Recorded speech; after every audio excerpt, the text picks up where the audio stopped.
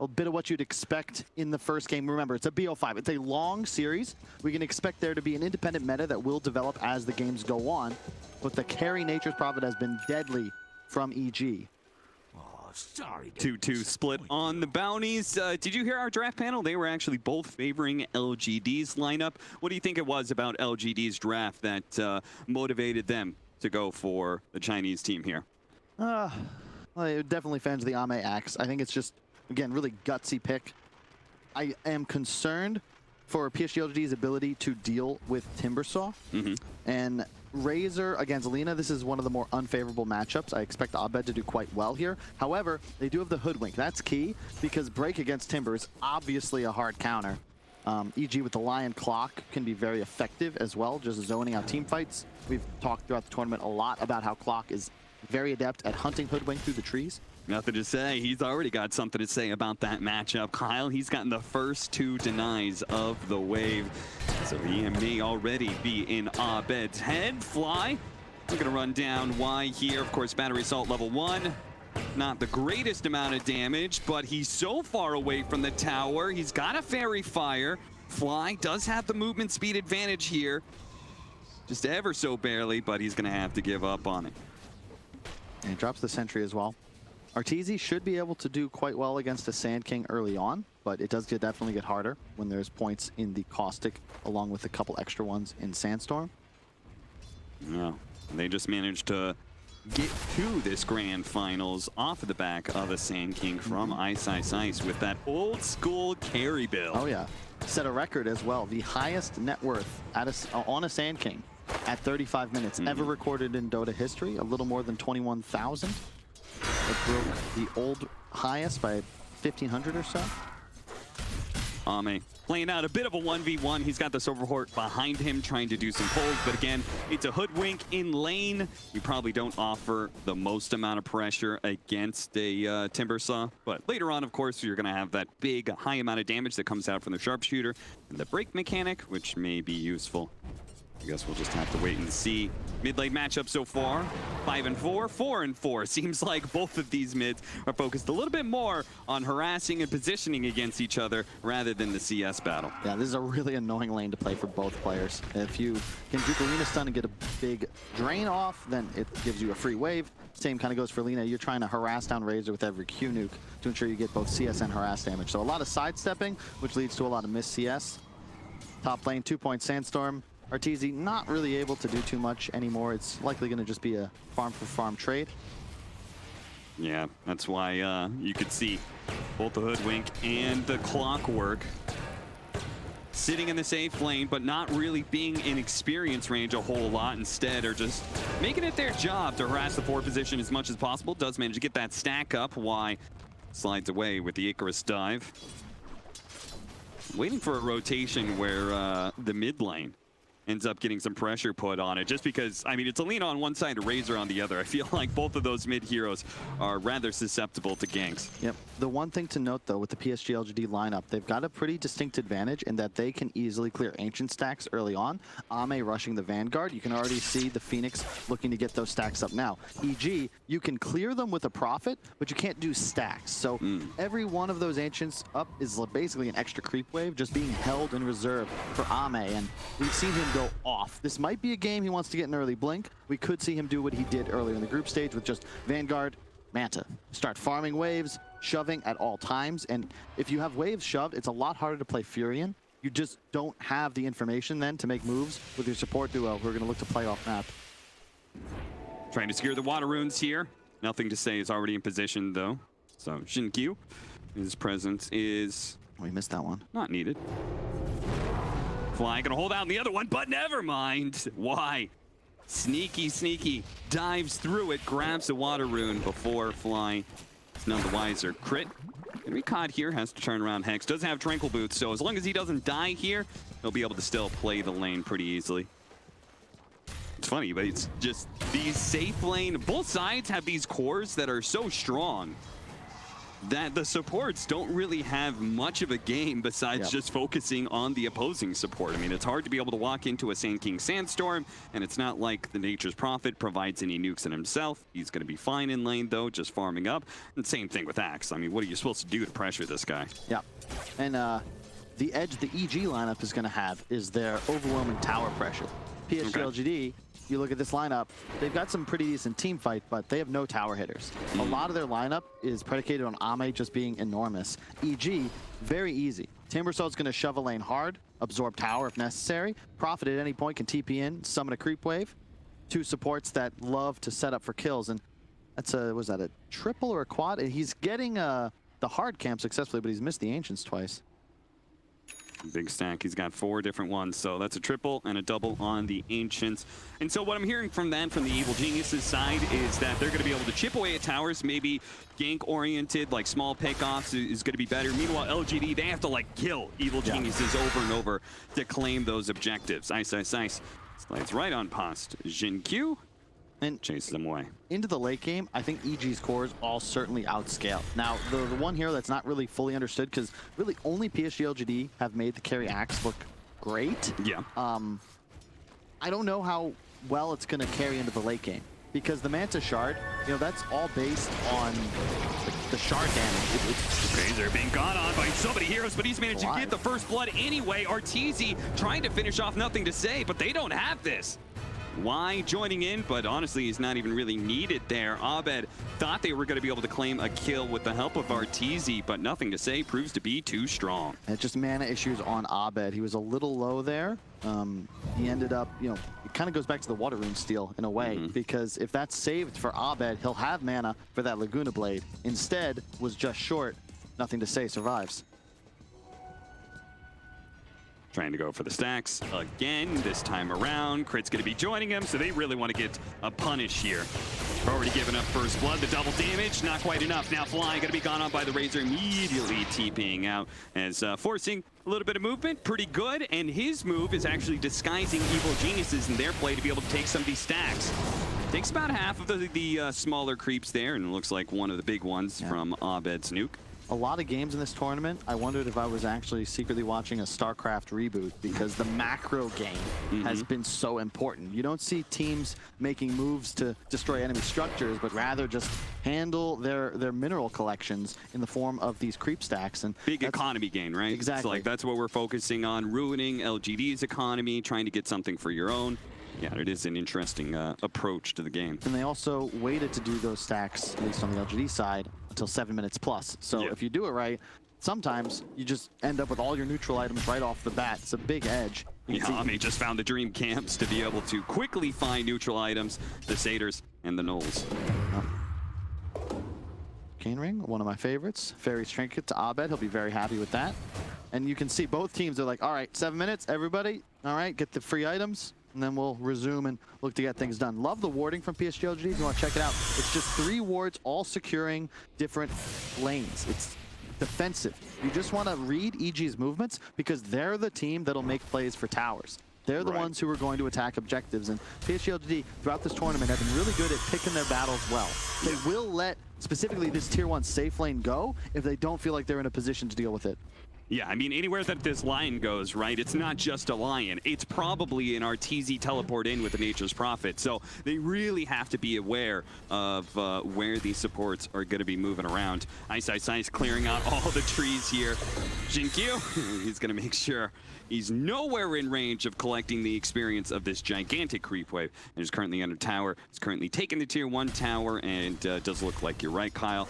You're not going to fight for it. Makes sense. Fighting at the Timbersaw at this point in the game seems a little bit ambitious. Yep. I love Ice on these farming cores. I think a big shift from EG is, you know, even when he's playing the Terrorblade, yeah, obviously a bit more priority is going to be given our Tor, but when he's on the Prophet, Ice gets his time to shine. You know, he's going to get a lot more space, and he's going to get huge. What does Ame have queued up? It's the straight Manta rush. Straight to the Manta after the Vanguard. Yep. As is per usual for the Chinese Axis. And it's a big reason why LGD managed to make it look the best coming from the region that created this. I was thinking maybe he waits for the blink. Like we've seen this before. Yeah. they will have issues trying to make plays, but I think he's got the right read where for them to win this game, they need a crazy sick timing at his shard. And that's what they're going to need to then use to get a game-winning advantage, because the EG lineup will outscale past that. Shard and spin damage does not scale. Sprout doesn't work against the Hoodwink. Scurries right through those trees. Now scouted out, but EG, will they be able to pressure? In early tier 2, very important because of the denial of the outpost. Start grinding out an XP lead.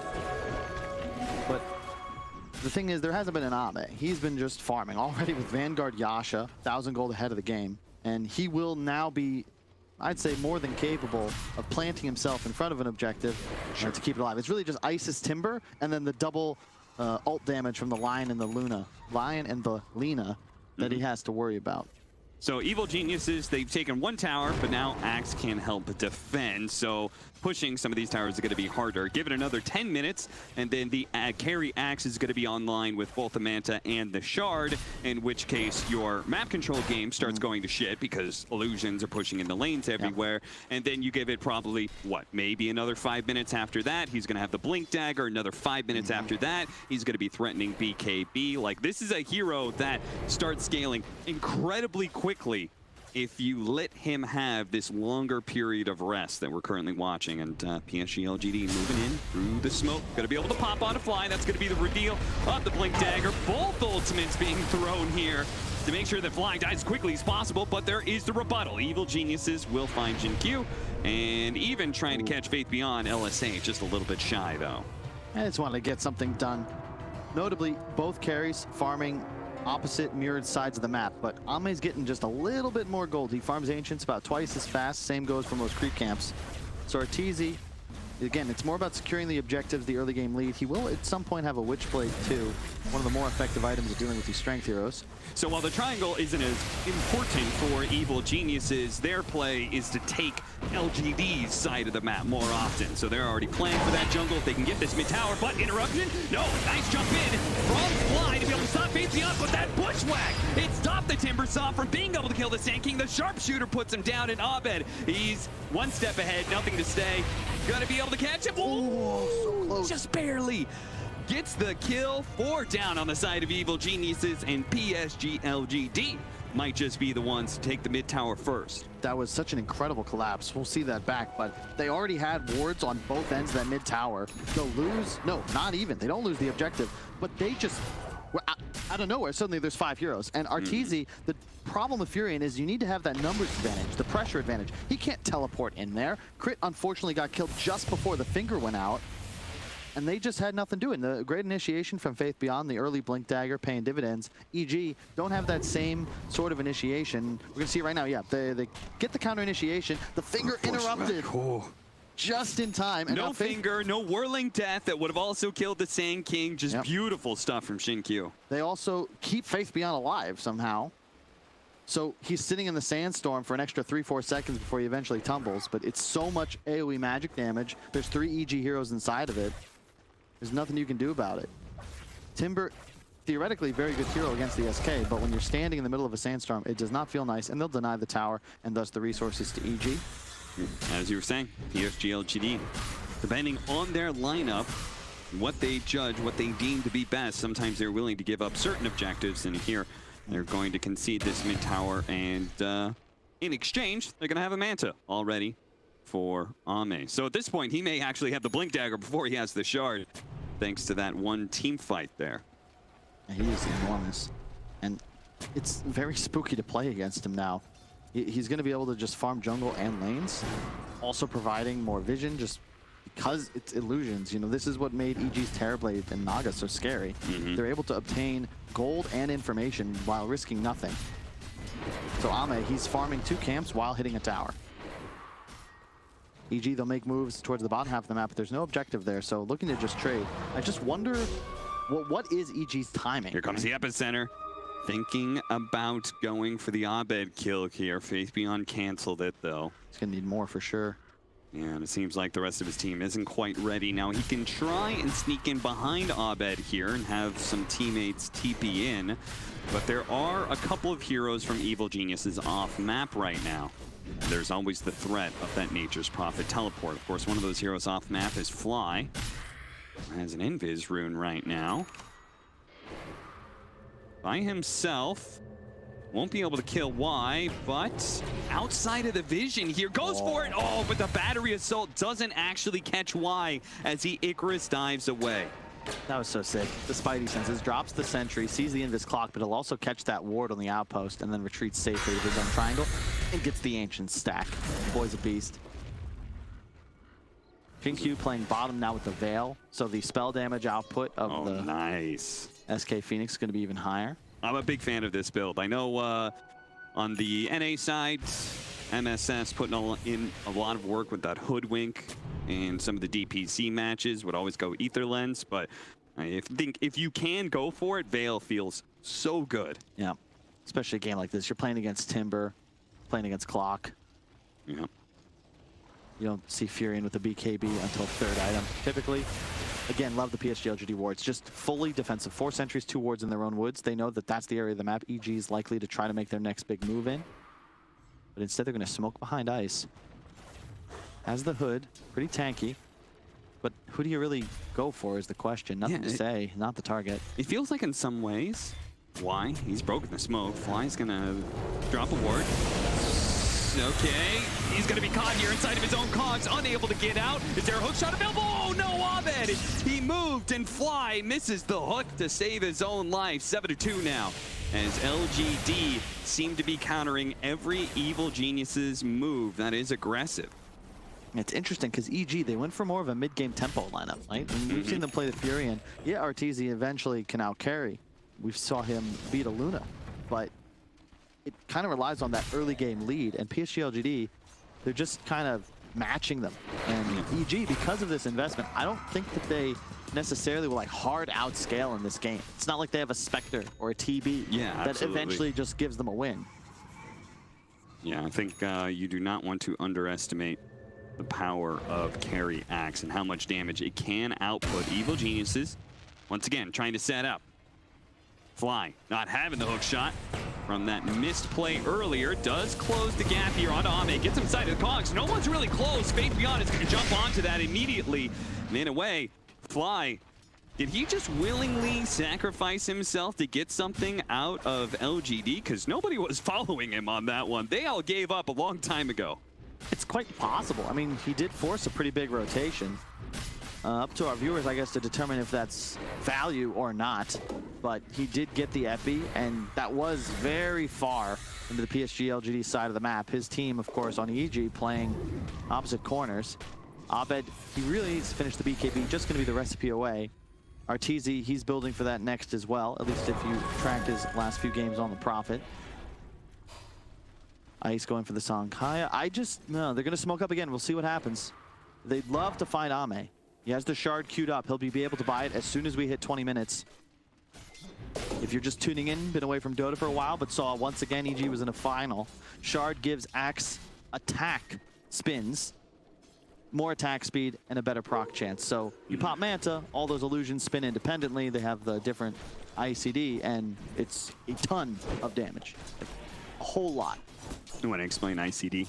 Internal cooldown? Yes, internal cooldown. Abilities sometimes have internal cooldowns to make sure that you don't actually, you know, have a billion attack speed and permamatch somebody, for an example. Nether Shawl for the Axe as well. I feel like he probably would take that one in hand. No, actually. Keeping the ring. He needs the mana regen for its Manta constantly being spammed out. I don't know. Evil Geniuses, I feel like they are trying to make moves and aren't connecting anywhere. But at the same time, they also don't seem too concerned about it. Yeah. I think both teams kind of have the same read on the game, in a way. Just, okay, we're fine with this bottom. It might be a dead Faith_Beyond. Yeah. Big pickup, if they can get it. Double ultimates there from Crit and Abed. Finger of Death and Laguna Blade is certainly enough to kill most of the offlaners in the game, and Faith_Beyond is no exception. Yeah, there's been a lot of discussion in the green room. Fog specifically talking about how burst damage just feels incredibly strong. Sustained DPS hard to come by, but you know, you can't really ask for more burst from a combo. Yeah. With the 2 highest damage ultimates in the game just able to go pop. Running those Manta illusions into the jungle. Haul onto the Timbersaw, Bushwhack follow-up. Nothing else behind this, though. They're gonna chill out, not go for the Timbersaw. Again, it seems like PSG.LGD perfectly content with the state of the game and only really maneuvering to try and counter Evil Genius's movements. Other than that, farming. They're gonna hit a big timing sometime soon. It's nothing to say. It's already got his BKB, and a push forward from Faith Beyond. Gonna be able to deny the Abed TP. They're gonna catch Crit as well. Instant Culling Blade with that movement speed buff. They might be able to catch more. Fly, he's far enough away, but the tower, well, that certainly is within spitting distance for PSG.LGD, and I don't think Evil Genius is going to have a response to this. I was going to say, I was about to comment, this is a bad move from EG because Razor had his BKB. They didn't see it. They didn't have any vision on his rotations, but Abed was still a couple hundred gold off of his. Arteezy, also a recipe away from his. That's not a fight you'll ever win. Nothing to say, he's just going to pop BKB. Faith Beyond with a great blink stun. Like, we talked about Lena's issues before. You know, 9 armor, less than 2k HP, very squishy at this phase of the game. And that gives away the free Roche. Is the shard up? Yeah, it already is. The shard is up on the axe, and that is why they're able to do Roshan. That kind of pure damage does so much work against Roche, but PSG.LGD are going to respect the fact that Evil Geniuses, and I think I've noticed this trend from them, is that they always respect the potential maneuvers that can be made by their opponents. Evil Geniuses, I think we're even going to give that up. Oh, jump forward, barely catches him. Eyesight was half a second away from being able to TP out, but Faith Beyond is fast enough to catch him in the act. Yep. Now they can finish Roshan. We've seen this game many times out of PSG.LGD so far this tournament. Incredibly technical. They just lull you into this false sense of security and then pounce. The fight mid, a couple of pickoffs. Now all of a sudden it's like, wait, they have total map control. They're in the Roche pit uncontested. I'm going to give this one over to Ame. There it is. And suddenly the carry axe gets real spooky because he has the confidence now to play incredibly aggressive and just pop Manta for pure farming. Yeah. Like, yeah, very soon. I think we'll have to see if they wait out for a full BKB for Ame and like really solidify having a gigantic power spike, or if they try and use this Aegis a little bit earlier. But either way, in the next coming minutes, you're going to see LGD playing on Evil Genius's side of the map heavily if they can. Now, Evil Geniuses still have this big split push opportunity. They're going to be able to jump forward and catch. Yeah, Arteezy, he's dead. Crit, he's going to be good. But Evil Geniuses again and again denied any possible place on this map. That killer instinct though. Faith Beyond, he canceled his ulti there, but Jinkyu still going for the ulti. Ame would have closed in time. If they had done the damage in time, he could have culling bladed. Like, they're always going for the bonus. Like, Arteezy, you just can't do that. Like, they have a ward, but a nice TP from Ame into the trees. You see the damage of this Manta axe. And the EG heroes are just way too squishy. Way too squishy. Yeah, Ice has some survivability, but he's playing against a break and Axe's pure damage. Bushwhack holding in the Timbersaw. They don't have the sharpshooter. Ice trying to timber chain far enough away. Hook shot and a Cogs to be able to keep nothing to say back. So they will not be able to chase down this Timbersaw, but they take quite a hefty amount of damage. They're going to be able to continue hitting this bottom tier 1 tower while taking over the triangle of Evil Geniuses. Once again, EG going to look for a movement here. Crit jumping forward with his blink dagger, trying to get a hex or something, but Faith Beyond, he managed to get out of that one, and Crit just suicided into, the long-range sharpshooter catches the Lina, slowing him down. Self-fuel, now the call, follow up, he may have got the BKB up, but look at the pure damage raining in from Ame. Supernova over the top, Arteezy gonna be ran down as well, double kill for Ame. And Evil Geniuses, Kyle, I'm beginning to think that just like every single game 1 of LGD's run through this upper bracket, that they are going to stomp EG and take a clean victory on the start of a series. I can't disagree with you, Cap. I mean, this team, they've looked unstoppable. EG, another very impressive lower bracket run, but this final boss, PSG.LGD, like, this has just been par for the course. Like, when they win these game 1s, you're underselling it. It's not like it's close. They dominate people, and you heard Kuro say, or was it RMN in the post-game interview after Nigma was eliminated, that this team broke their strategy. Yep.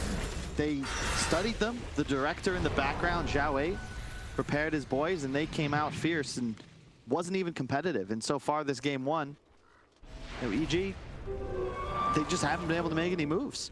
They've got their BKBs, but so what? Here comes Ame again. Oh, nice Yols, pre-click. Sharpshooter, a little bit off the mark there. Nothing to say with the Invis rune is going to keep scouting to see if anybody gets close to try and defend this tier 2, but it seems pretty clear the Evil Geniuses are doing whatever they can to fight away from PSG.LGD at this point. Everybody else is on the other side of the map.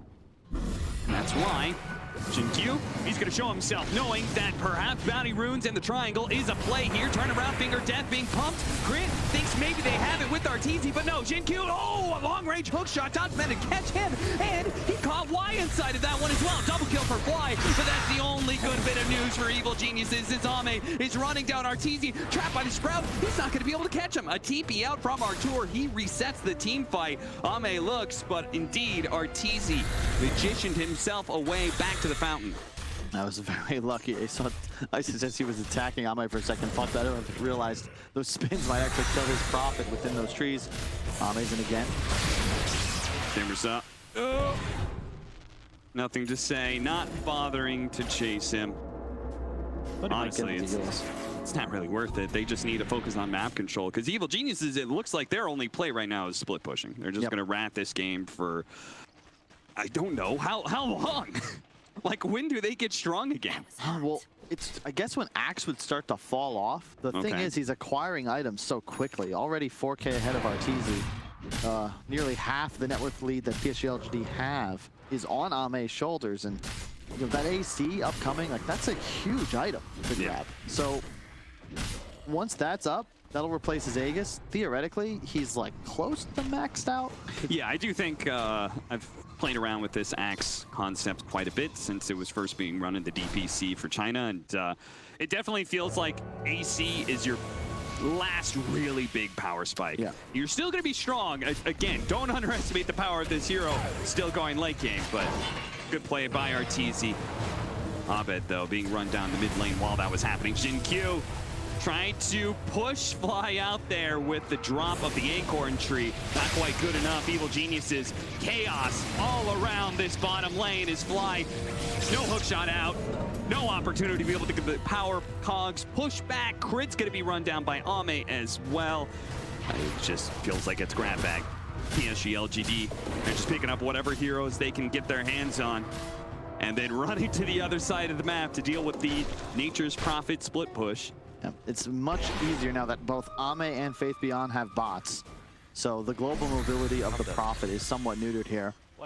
Also, once again, I just love the way that PSG.LGD itemized. They've got the Force Staff Holy Locket on the Phoenix. Force necessary any game you're playing against a clock. Faith Beyond, he has the Aeon Disc, but the early bots to deal with the split push. And then nothing to say. He's actually queuing up an Aghanim's. You know, we discussed their lack of tower pressure. The Ags will certainly help. And now they just continue to explore map movements and just run at EG. That's going to be the name of the game. Do they have any wards to place? Yeah, you said they may be lacking a little bit of tower pressure. The Aghanim Scepter certainly helped with the double hits and being able to hit the towers.